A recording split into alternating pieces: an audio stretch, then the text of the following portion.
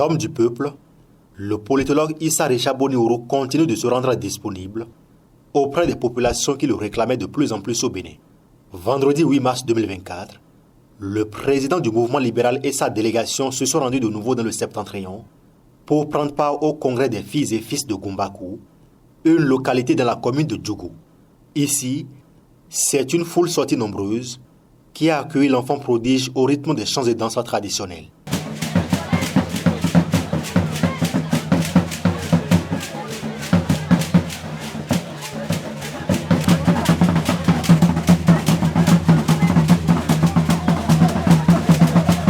Nul besoin de démontrer les actions à caractère social que mène le digne fils de la communauté Youm au profit des populations à la base.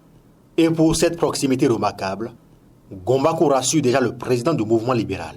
Nous étions assoiffés d'un leader politique qui pourrait donner de l'espoir aux fils et filles de la Donga.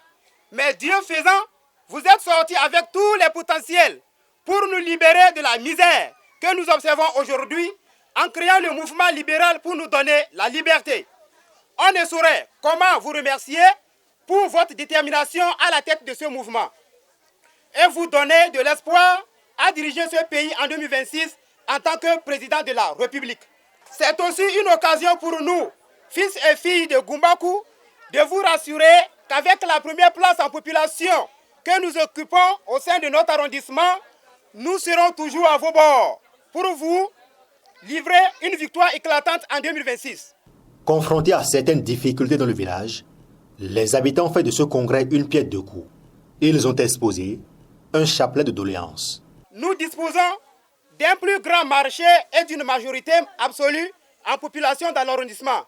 C'est ainsi que pour permettre à nos chères mamans de croître économiquement, nous souhaitons avoir des hangars et les lampes soleil dans le marché. Pour éradiquer l'exode des jeunes filles et garçons, nous souhaiterions fortement avoir un centre des artisans pouvant réunir plusieurs professionnels en des matières pour l'apprentissage de ces jeunes.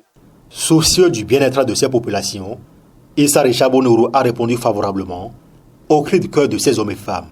Bon, ils ont demandé à ce que nous fassions des hangars parce que le marché manque un peu de hangars puisqu'il y a une croissance démographique quand même.